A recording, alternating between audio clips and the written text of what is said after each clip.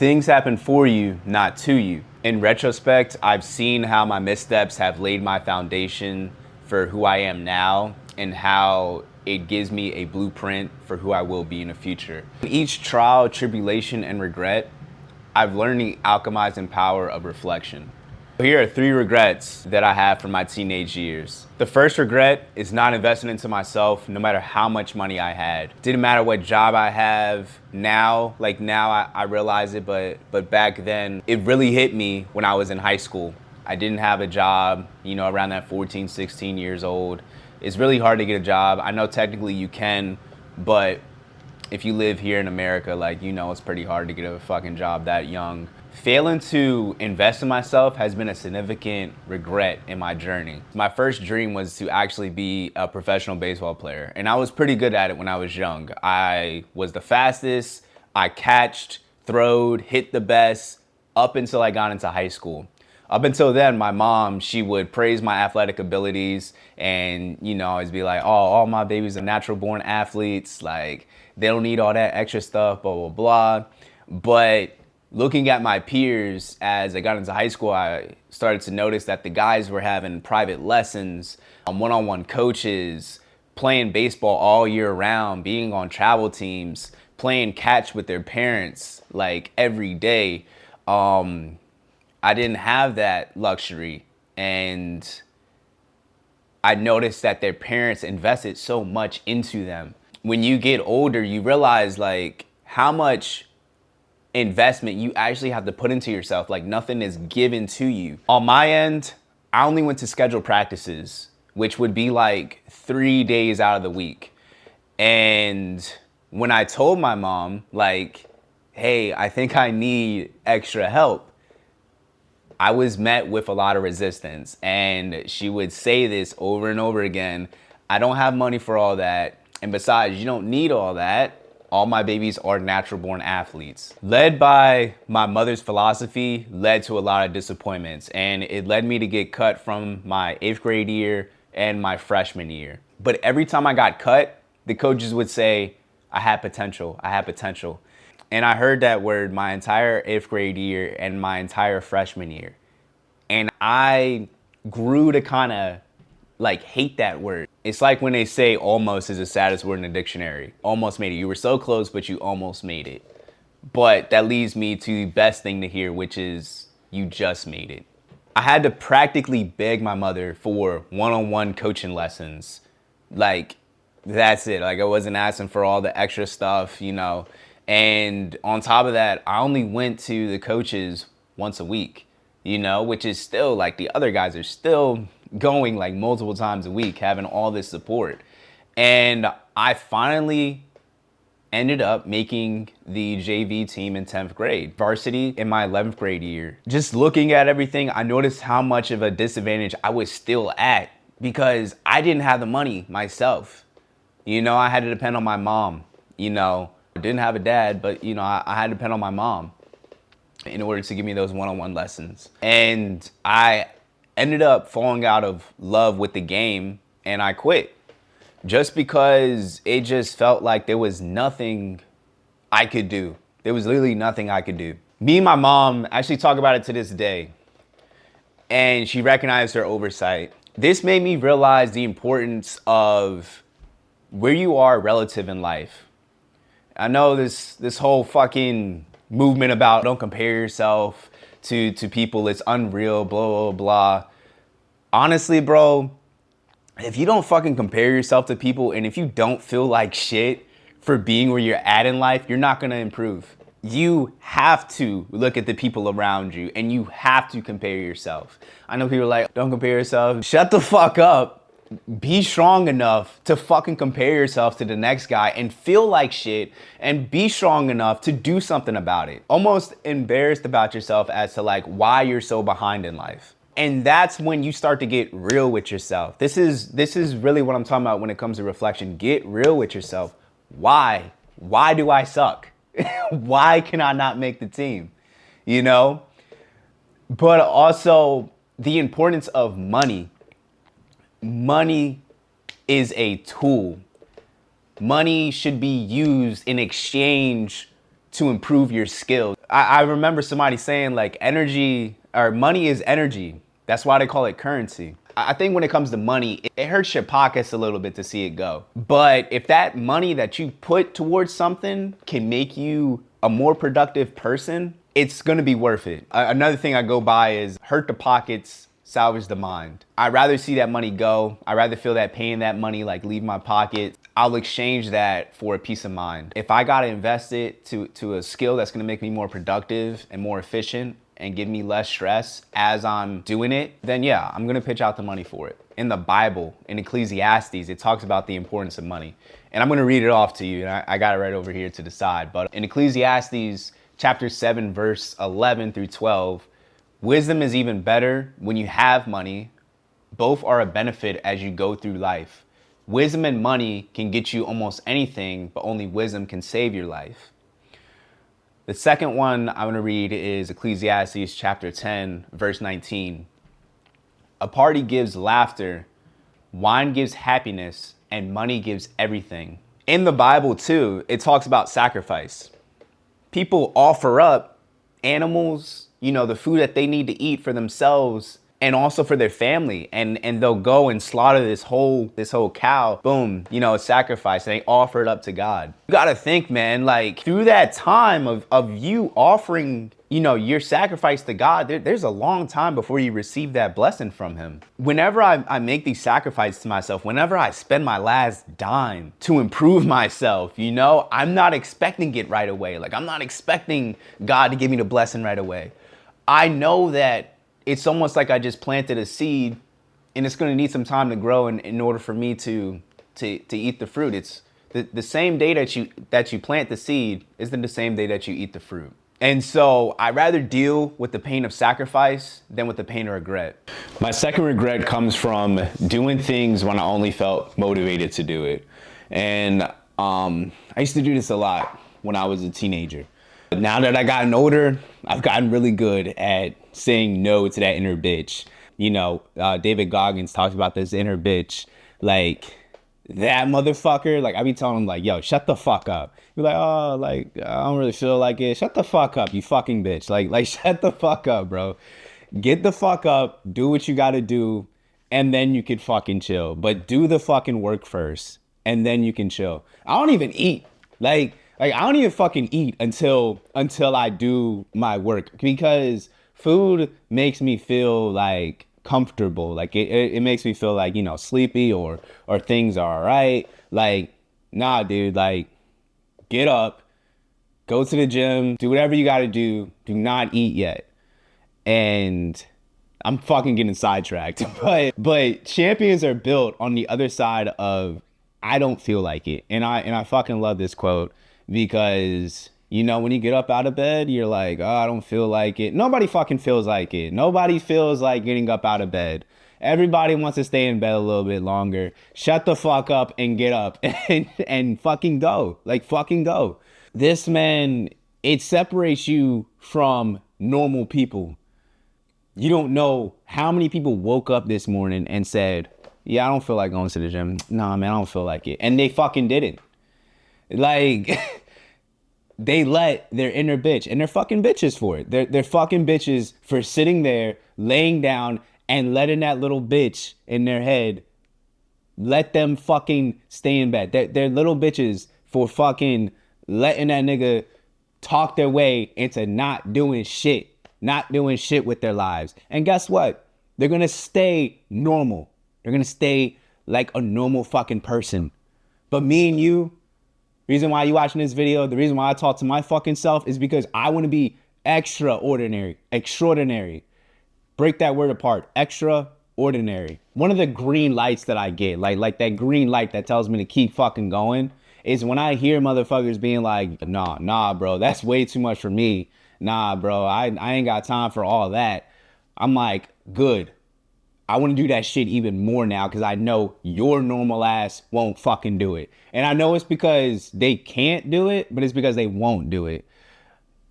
Like, start thinking to yourself, like, when it comes like your vocabulary and stuff like that. Like when people ask me if I can do something, I don't be like, nah, yeah, I can do that. I say I will do that. Just changing the C and a W, those little changes just makes you more motivated and makes you more about your shit. Like, yeah, nigga, I'm about to fucking do this shit. Like, it brings a whole new energy. Like, I will do this shit. Like, it's not a matter of if I can or not. No, nigga, I will. And we often fall into this propaganda, right? Where we think that most successful people are like naturally good at these things. They're genetically blessed. They're God's gift to the world. And this is where that term idol comes from. Like when they're like, I idolize him or you're my idol. You know, it's like they think that things are just given to them. But really, it's the devil's in the detail. I feel like this should be easier, right? If it's meant for me, like if this is my purpose, it should be easier. No, it shouldn't be easier. You're making the conscious decision to make your life better. And I love this Kobe Bryant clip, man, when he talks about getting up and not feeling like doing it and doing it even when you don't feel like doing it. And he talks about like, yo, that's the dream. Those times when you get up early and you work hard, those times when you stay up late and you work hard, those times when you don't feel like working, you're too tired, you don't want to push yourself, but you're doing it anyway. That is actually the dream. That's the dream. It's not the destination, it's the journey. This is the dream, like fighting that inner bitch and be like, fuck you, I'm gonna do it anyways, motherfucker. That shit, bro, gives you such an accomplishment. Like, it almost feels like you proved somebody wrong in a way. Like that little voice in your head that's like, nah, I'm too tired to do it. And then like you get up and you do it anyways. And then it's just like you prove that person wrong, you know? Like, even if you have to personify this thought and be like, oh, this motherfucker said like, I'm too tired to go. Fuck you, bitch. I'm fucking going. Boom, I just proved that nigga wrong. We want other people to believe that like you shouldn't work that hard if something is like meant for you, or like you shouldn't have to work that hard if this is who you're supposed to be.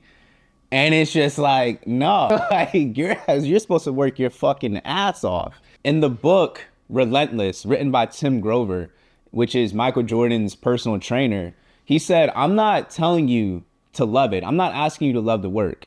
I'm asking you to love the result so intensely that the work is irrelevant. I remember watching football with my brother, and we were so unaware of the grit and determination that it took in order for like these guys to play like that, like for them to make like these crazy highlight plays, for them to run 100 yards, juke the fuck out of a nigga, spin move him, stiff arm him, you know what I'm saying, dive into the touches. Like, we thought that shit was just fucking amazing looking at that, and we wanted to be that, you know, like we embodied those athletes. When we signed up, like me and my brothers, when we signed up, bro, it was like we soon regretted signing up because we hated going to practices. Practices would be like 2-3 hours long. We had homework after we got home from school. We didn't feel like going to practices. We didn't feel like working out, you know? Everybody fucking feels like that, you know what I mean? But like you have to kind of like force yourself like to do it, because you want to be that guy in the game who's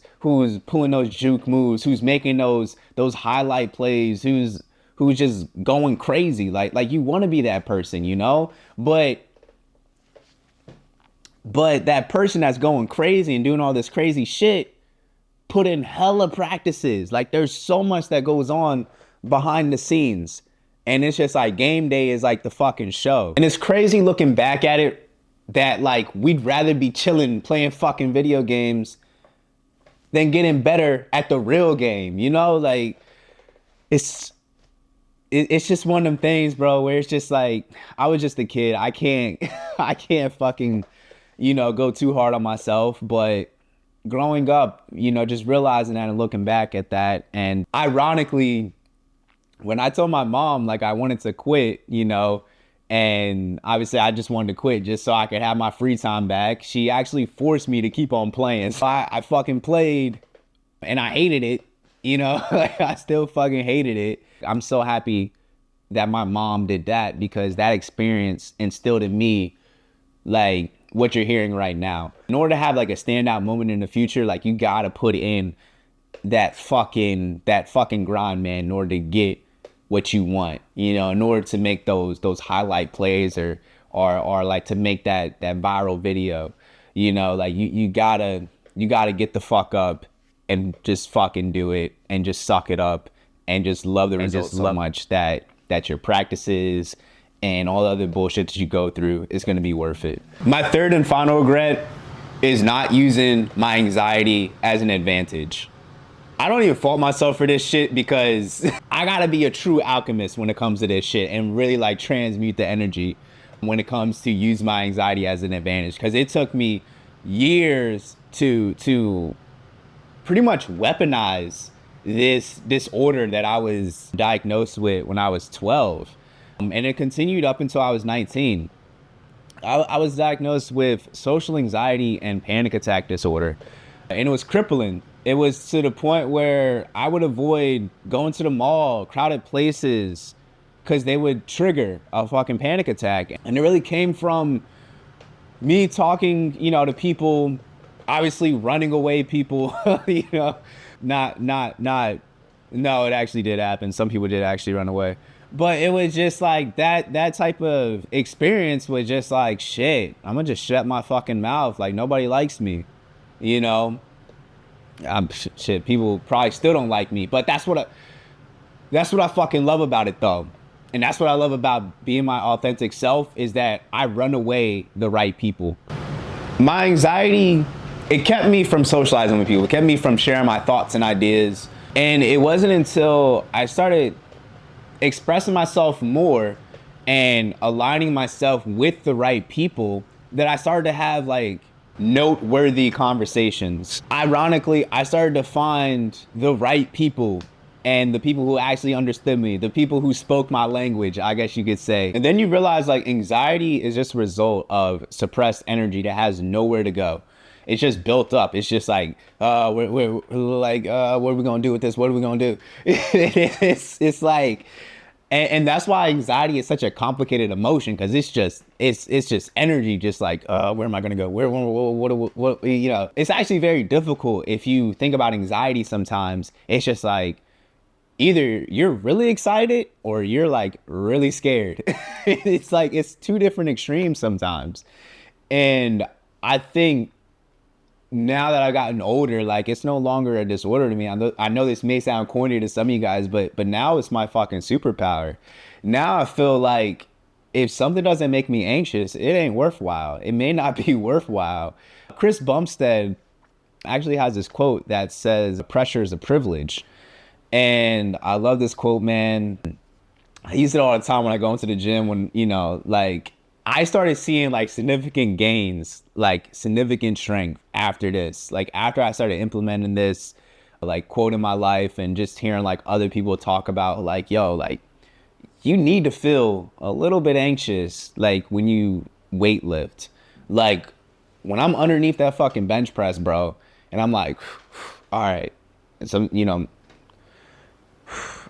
need a spotter. I'll have spotter racks, but I just be like, oh my God, like, this weight could crush me. Like, if I'm, like, if I can't get it up. And that anxiety that I feel, if I don't feel that anxiety, I know that weight's not heavy enough, and in life in general, like, sometimes you have to like take a step back and analyze the situation and analyze the opportunity that you've been given and be like, do I feel anxious about this? Yeah. Good. I should, like, good. That means it's worth something. That means it's worth me pursuing it. It's worth me obtaining. So I asked myself, is this giving me anxiety? And not out of caution, but like pressure. Like, is this pressuring me to better myself? And now I have a YouTube channel with millions of views on it. And it's because I chose to utilize that anxiety, weaponize it to my advantage, and step into my authentic self. And I've discovered the liberating feeling of controlling anxiety and embracing my authenticity. And every hurdle that I jump over propels me forward into self-discovery and fulfillment.